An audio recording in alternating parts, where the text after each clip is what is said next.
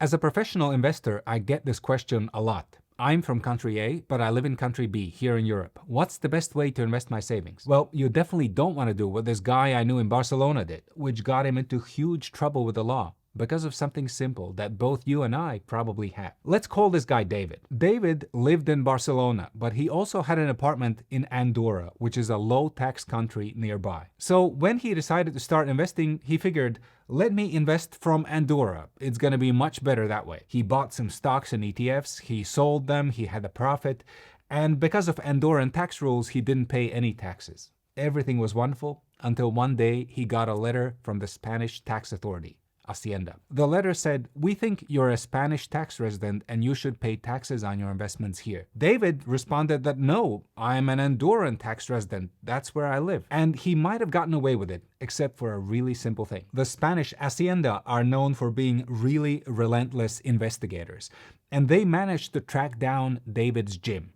Okay, they asked for records of how often he worked out. And it turned out he worked out a lot. In fact, looking at the dates when he went to the gym, they could prove that he was definitely in Barcelona most of the year. As a result, the tax authority basically proved that David had been lying and he was a Spanish tax resident. As you can imagine, this not only cost him a lot of money, it had the potential of even sending him to jail. Now, for most expats, the risks may be less dramatic, but I do see this problem again and again. Where you need to pay taxes on your stocks and ETFs is determined by your tax residence. And this is not something you choose, it's based on a series of criteria.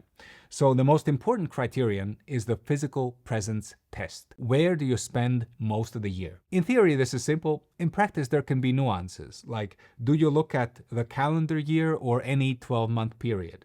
Do you count short trips to another country or not? But at the end of the day, the first question is, where do you spend most of the year? Now, unfortunately, the physical presence test is not enough to determine your tax residence. You also have to look at other tests, such as where do you have your close personal ties? Let's say you live in Riga, Latvia, like a friend of mine, but your family, your wife and kids live in Germany. And that's where your kids go to school. You might want to consider yourself a Latvian tax resident, but Germany will probably consider you a German tax resident because your family is taking advantage of taxpayer-funded services in Germany. Other countries also consider where you own real estate and where you own any business interests. Plus, you have to look at the tax treaty between your home country and the country where you live. So if your situation is at all complicated, I warmly recommend you talk to a tax advisor and figure out your tax residence. So to understand my second recommendation for expat investors, let's meet Anna. Anna lives in the Netherlands,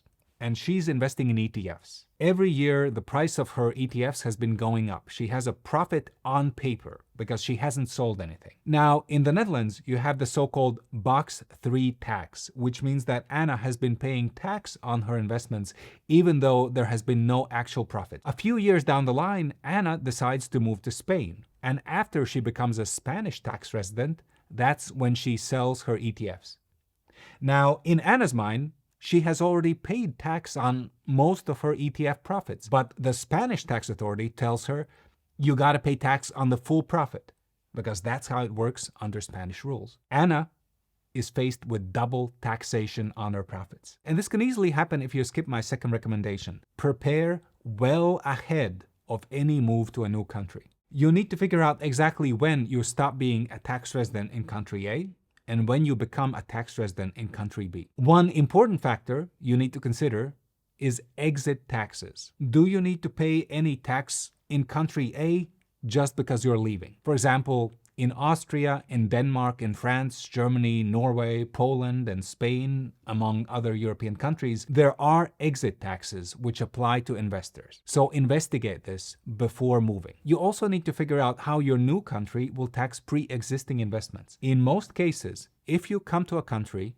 with a portfolio and then you start selling those stocks or ETFs, you will have to pay tax on the full profit going back years to the original purchase price. And this can be problematic if, like in Anna's case, you have already been paying tax in the previous country. And this actually brings me to my third recommendation, which has to do with brokerages. If you're not careful, you can easily end up in a situation like this. Let's say you live in Austria and you open a brokerage account with a local bank.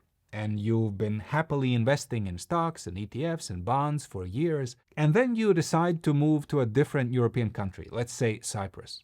When you try to give your bank your new address, they tell you, I'm sorry, we don't accept clients from Cyprus. You will have to take your money somewhere else. Then you tell your bank, okay, well, let me move my stocks and ETFs to a different brokerage. What if they say, I'm sorry, we don't support securities transfers? You might be forced to sell your investments and pay full taxes so you can move the cash and start investing again.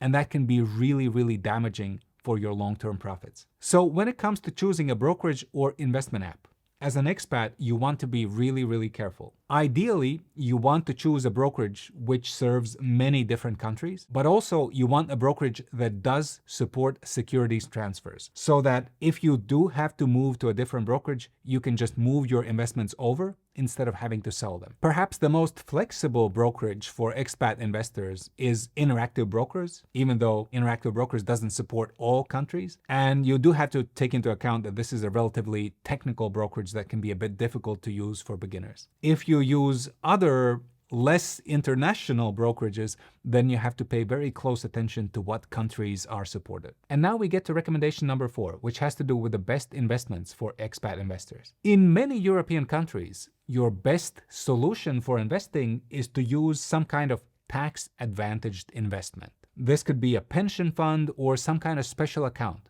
For example, the PEA account in France, or the Ask account in Denmark, where you get tax privileges. But the challenge is that once you move to a different country, these tax privileges mean nothing. In the UK, you might have your ISA, you're investing there, you're thinking, I'm tax-free, everything is fantastic. And then you move to a country like Denmark, and suddenly everything is taxable, and you're looking at quite a big tax bill every year, even if you don't sell any investments. Well, what's the solution? Is it to avoid these tax-shielded investments? If you're planning to move in the next few years, then yes, I would avoid them. If you think you might stick around for a long time, then by all means, take advantage of these tax benefits.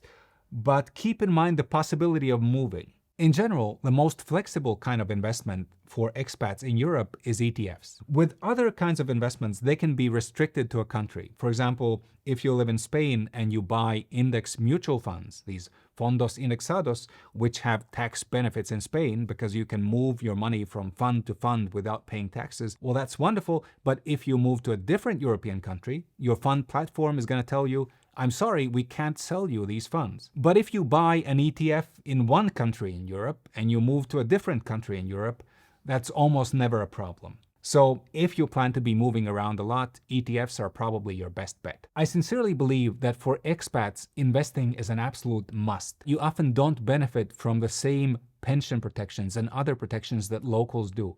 So it's essential to take care of your financial future. But because of all these practical details, too many expats get lost and never get started.